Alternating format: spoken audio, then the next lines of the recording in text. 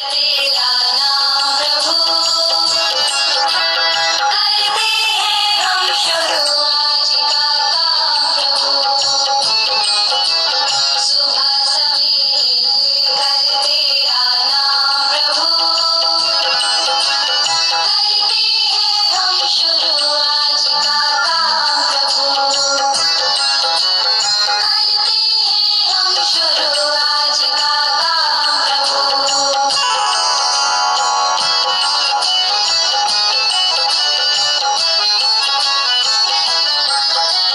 शुद्ध भाव से तेरा ध्यान लगाए हम विद्या का वरदान तुम्हीं से पाए हम। Good morning my dear student, प्यारे बच्चों। पिछली लास्ट जो क्लास थी हमारी, उसमें हमने लंबाई के मापन के बारे में पढ़ा था।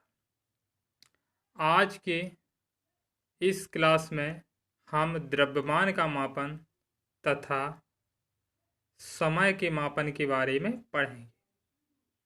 इनकी विधियां कैसी, कौन कौन सी विधियां होती हैं, उन विधियों को हम व्यापक रूप से चर्चा करेंगे। तो द्रव्यमान के मापन के बारे में अगर हम देखें, क्या होता है द्रव्यमान का मापन? किसी वस्तु में लगे पदार्थ के परिमाण को उसका द्रव्यमान कहते हैं। ये हम पहले पढ़ चुके हैं। यह प्रत्येक पदार्थ का मौलिक गुण है जो ताप, दाब, समय तथा वस्तु की स्थिति जैसे कारकों पर निर्भर नहीं करता है। वो जो द्रव्यमान का मात्रक होता है वो होता है किलोग्राम। तो ये हम जानते हैं, इसका मात्रक किलोग्राम होता है।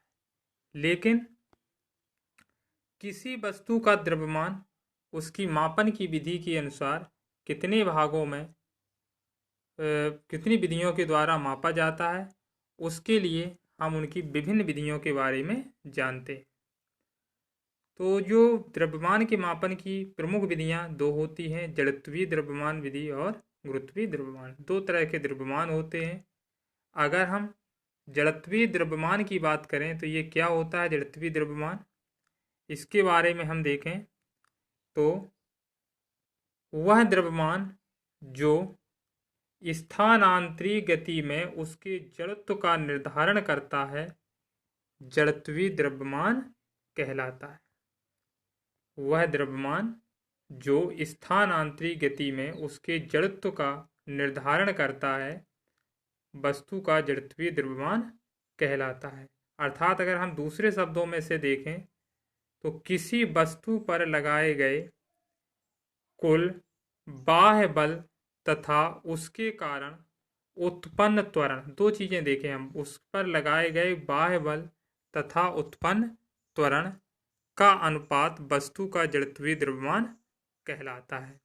जैसे हम फॉर्मूले से देख रहे हैं, जहाँ पर द्रव्यमान m तथा उस पर लगाया गया बल F तथा त्वरण a है। तो ये फॉर्मूला जो बन के आता है F अपॉन a बराबर m। इसकी जो दूसरी विधि होती है वो होती है गुरुत्वीय द्रव्यमान।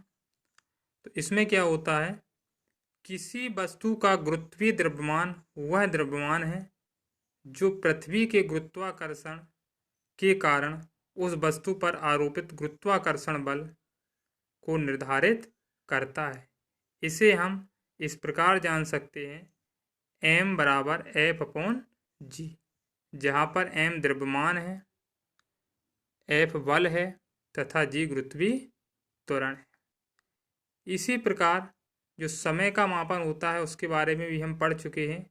केवल हम समय मापन की कुछ विधियों के बारे में पढ़ेंगे। तो जो समय मापन की विभिन्न विधियां होती हैं, जैसे पहली है सौर घड़ी। इस घड़ी का प्रयोग करके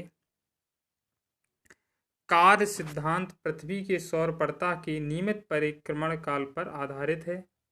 पृथ्वी द्वारा अपने अक्ष पर पर्ता एक घूर्णन करने के समय और एक सौर दिन और माध्य सौर दिन जो 1/86,400 विभाग को माध्य सौर का 1 सेकंड कहते हैं। तो ये होती है सौर घड़ी। इसके अलावा जो दूसरी विधि होती है वो होती है परमाणु घड़ी द्वारा हम नाप सकते हैं। जो परमाणु घड़ी में परमाणु होने वाले आवर्त कंपनों पर आधारित होती है। इसके अलावा जो अगली होती है वो होती है क्वार्टिज घड़ी। इसको भी हम देख रहे हैं। यह घड़ी क्वार्टिज क्रिस्टल के वैद्युत प्रतिपालित दोलन पर आधारित होती है। ये जो दोलन क्रिस्टल के एक सतह युग्म पर प्रत्यावर्ती विभवांतर बल लगाकर उत्पन्न किए जाते हैं।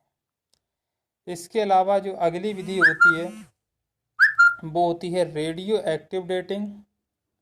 यह विधि रेडियो एक्टिव पदार्थ की क्षय प्रक्रिया पर आधारित होती है। इसके द्वारा लंबे समयांतराल लगभग 10⁻17 सेकंड कोट को ज्ञात किया जाता है। और जो अगली विधि होती है वो होती है मूल कणों का क्षय।